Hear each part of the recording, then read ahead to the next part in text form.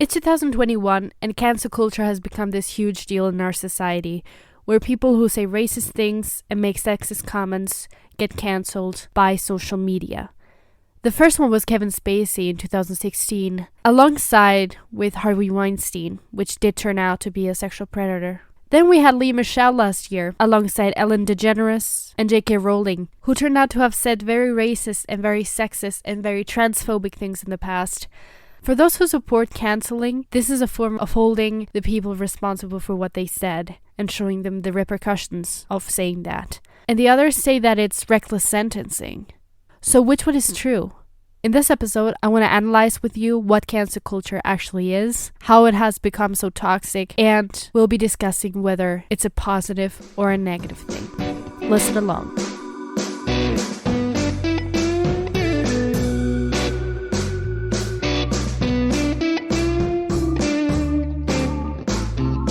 Hello guys, and welcome to the 5th episode of OVARY-Acting, the podcast. I'm your host, Michelle Soriso, and every week we overreact to important topics regarding intersectional feminism.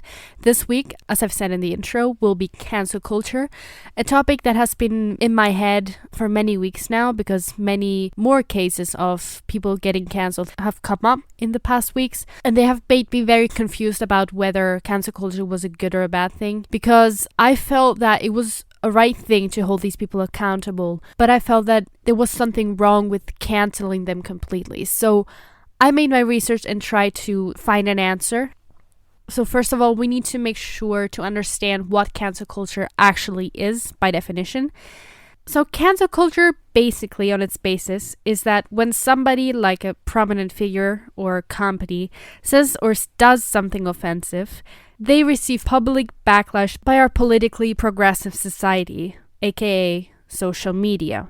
You can see this backlash in form of trying to boycott their work. So if it's an actor or a filmmaker, the people boycott their work and stop watching their films or their TV shows. And it can get also so far that the employer of the actor or whatever also takes action against that person, making them lose their job or firing them.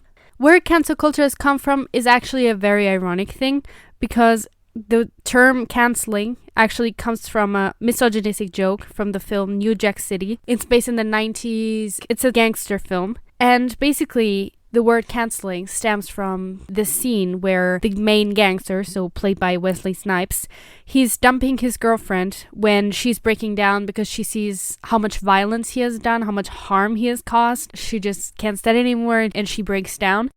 You're a murderer, Nino! I've seen you kill too many people, Nino! Cancel that bitch. I'll buy another. So it's a misogynistic joke, but that is where the term cancelling comes from. That he can basically substitute her with a new girl as if she never existed, so he cancelled her. When it actually started being used, though, was in the beginning of the 2010s. The term cancelling has resurfaced, so originating from the film, he started to be used again in 2010s by some people who started tweeting about it when somebody did something offensive. So if somebody published a racist comment, they would say, "Oh, is she cancelled?" But it wasn't a big thing at the time. It was just like a reference joke to the film New Jack City. Now it's not only a reference anymore, it's now an actual term that is used for the fight for a better future and create a better and more accepting world and a more politically correct environment. It's time to clear the board. All the other worlds, alternate realities, the subplots, the failed spin-offs. It's time to start canceling shows. Of course, because of what it actually means, it has caused a lot of discussions about whether it does more harm than good or if it does more good than harm. So we've got these two sides. We've got one side that basically sees cancel culture as call-out culture, where finally public figures are called out for behavior that shouldn't be tolerated. And on the other side, we have those who say that cancel culture is more of an outrage culture, that it's not about creating conversations or holding people accountable, it's become more of a thing where people are just ended without being educated, without giving them actually a chance to change. So we're going to observe these two sides more carefully to kind of get opinions ourselves. I'm learning here with you. I collected these arguments from the internet. So now we'll be analyzing the pro and the contra sides of cancel culture. Firstly, one positive aspect of cancel culture is that finally public figures, or who are supposed to be role models to teenagers who are now spending more and more time on the internet, on social media.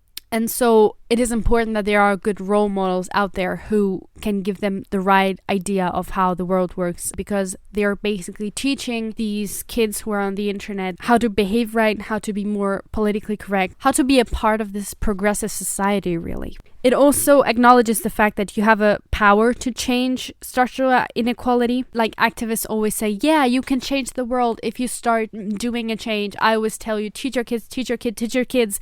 And this basically just shows that people have the power to change it, only that they need to be willing to participate in that change. So that is a positive thing that cancel culture shows, is that you have the power, actually. This also helps showing people what is wrong, and it helps people from the outside learn to be better and create a safer world, not only for kids, but also for adults and generally people who have just not really a good source of information for these topics like feminism or racism or whatever. And so calling out other people on their behavior, basically telling them what they did wrong, is a good way to making them understand how they can be better allies.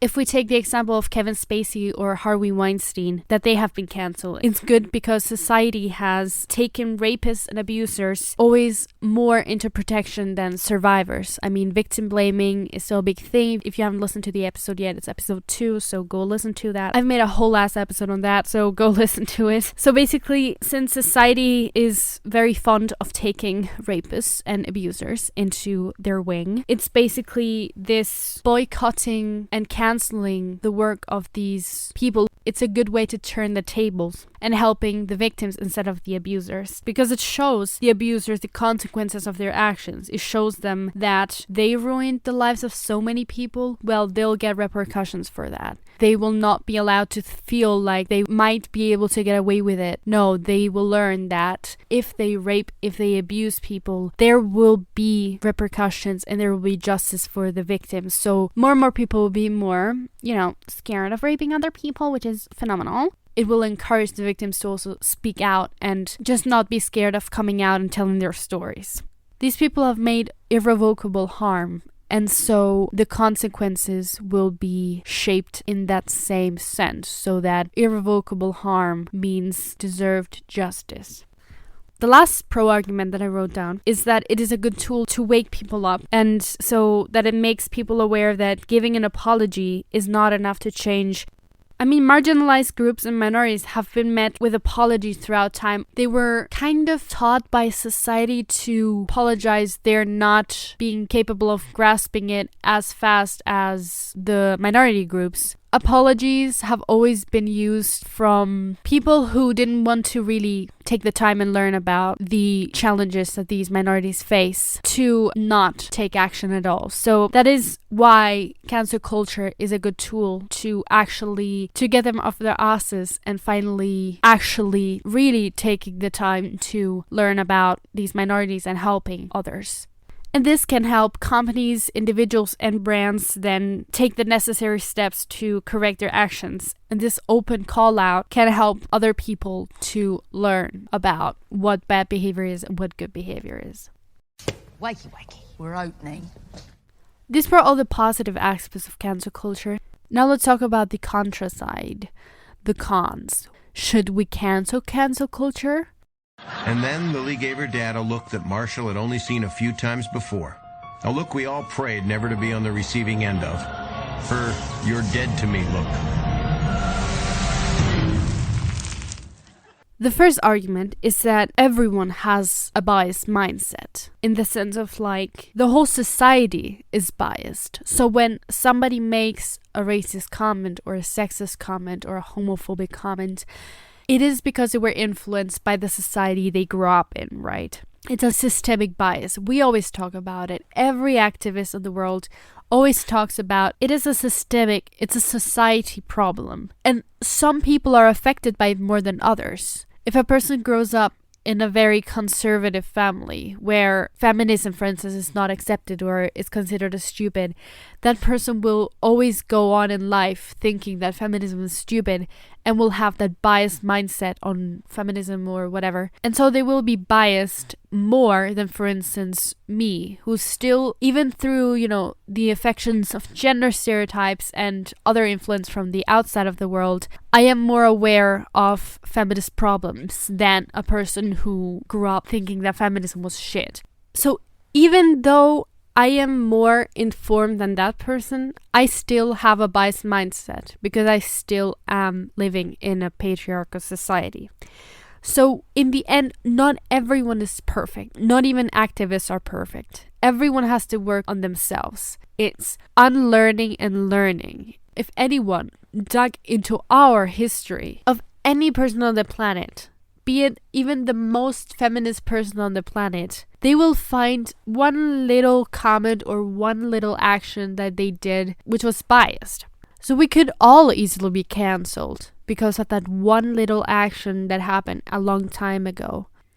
Apart from that, if we go back to the example of a conservative person, we need to think about that not everyone in this world has the same opinion and not everyone will ever have the same opinions.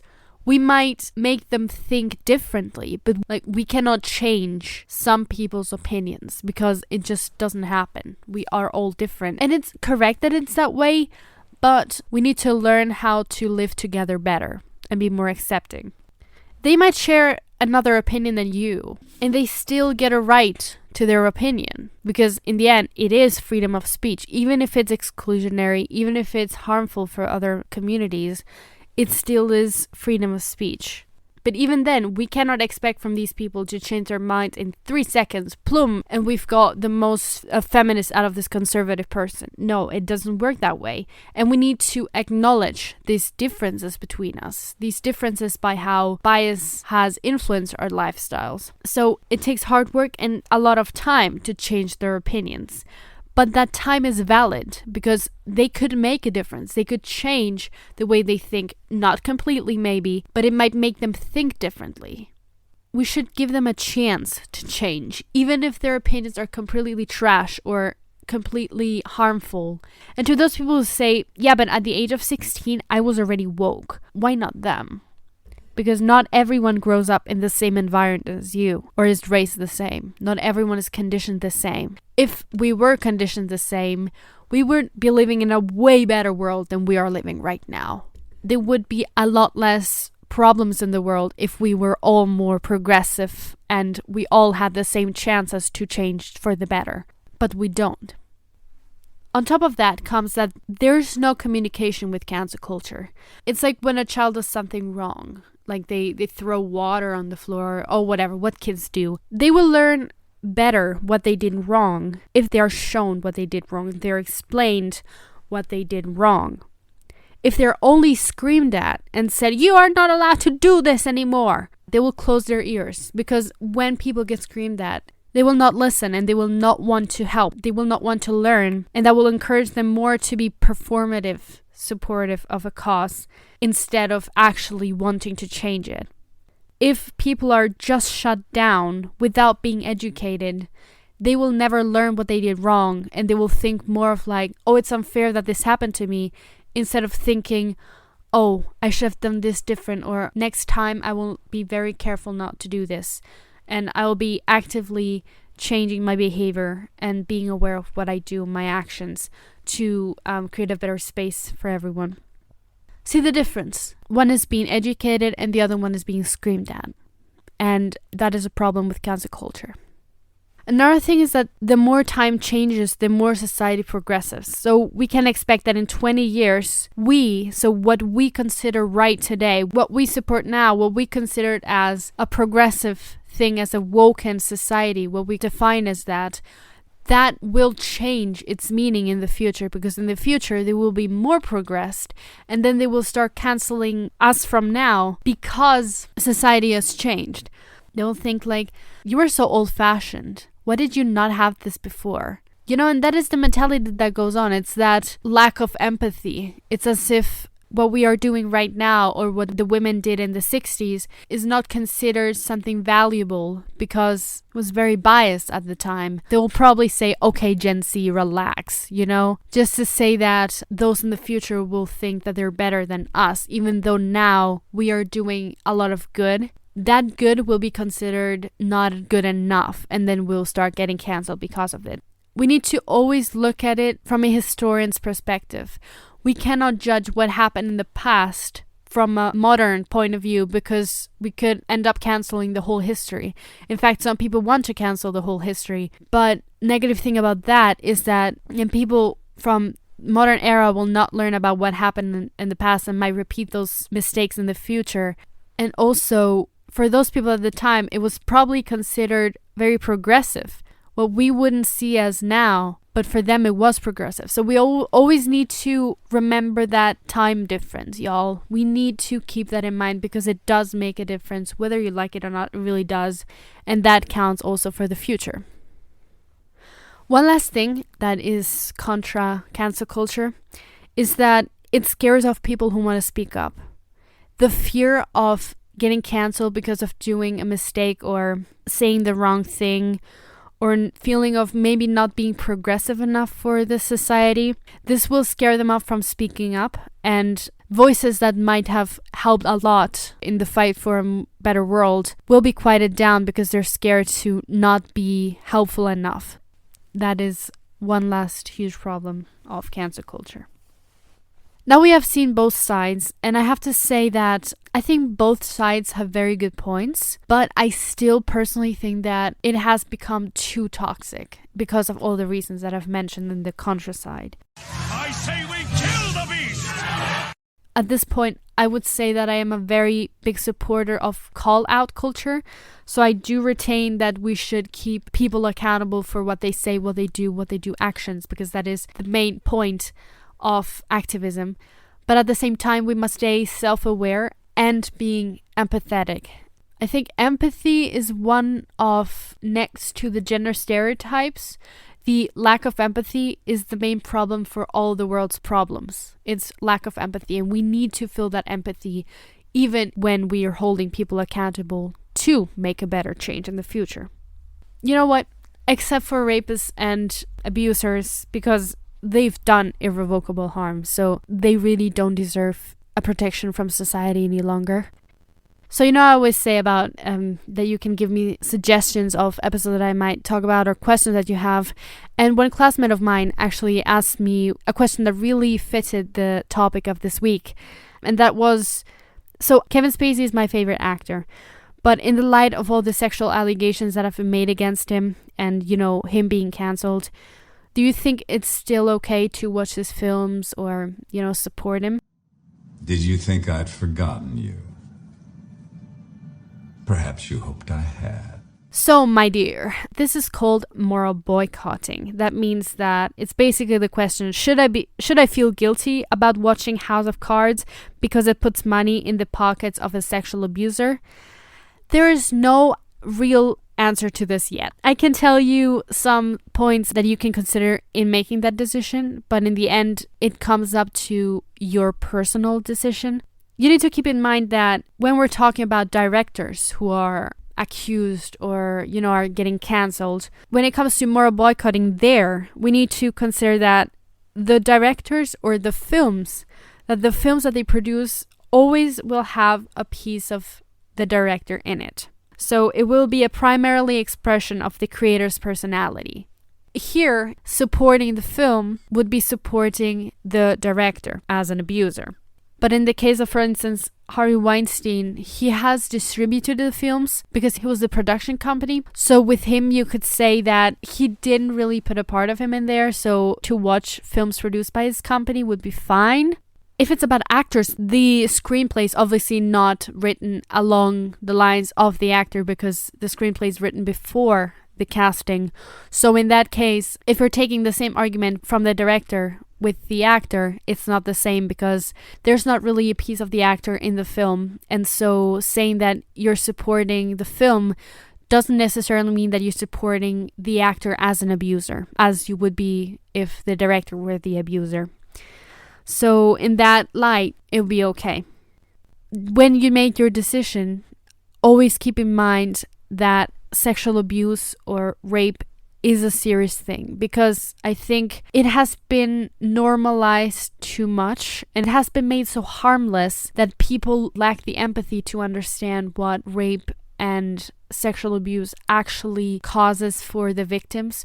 So always keep that in mind when doing your choice and actually think about, okay, I might be supporting a sexual abuser, so basically a person who has inflicted so much harm to so many people.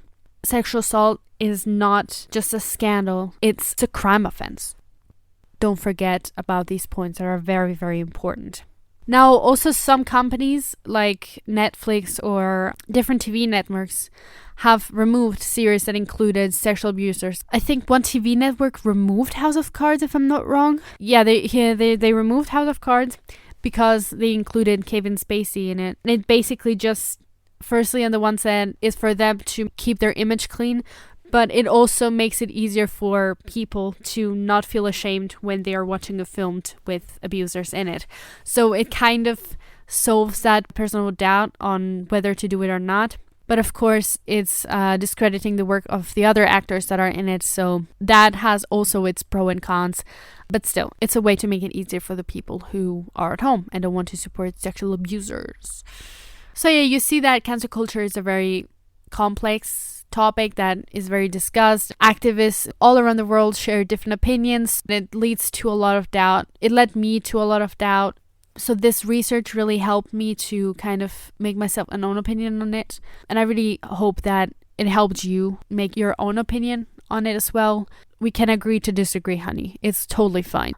If you have any questions, you can always tweet me at OVARY-Acting_pod, or you can write me a DM on Instagram. If you want to know more about cancel culture, the internet is wide. I've seen so many reports. I went crazy. When I made my research, there was so much to read, so many opinions. So there's a lot to learn about that. And I think it's a topic that will accompany us in the future generations and future years. And I think it will become also more intense when people will actually start fighting about it. The recommendation of the week this week is an episode of Black Mirror, exactly talking about cancel culture. Black Mirror, if you don't know, it's a British TV show, sci-fi series on Netflix that basically mirrors society's problems in a dystopian way, how our society works. And it's really brilliant. It really blows your mind. And the episode I want to recommend to you is episode 6 from season 3. It's called Hated in the Nation. And it's basically about, in a near future London, this police detective called Karen Park and her tech-savvy sidekick Blue investigate a string of mysterious deaths with a sinister link to social media. And in this episode, it is basically shown how cancel culture affects us and its negative impact and its toxicity that has become so wildly popularized in the past years. And it just shows the repercussions that it might have on people that might be innocent or anyone really. So fucking fancy looking, these companies. Billions on branding. Well, they can afford it. The whole ADI project's pretty much bankrolled by the government. It's why so many people are paranoid about it. Let me guess. This is some people on the internet. They reckon the government uses the beast to spy on us. There's a schizophrenic worldview. It's really good. Black Mirror generally is just brilliant series, honestly. Go watch it. It's on Netflix for free. Finally, something that's free, Michelle. God damn it, it took you long enough. So yeah, guys, we've come to the ending of this episode. Thank you for listening. I'll see you next week. A very interesting episode next week coming, so stay tuned for that one. And yeah, so thank you for listening. And don't forget, feminists are not overreacting, but cancel culture might. Okay, bye.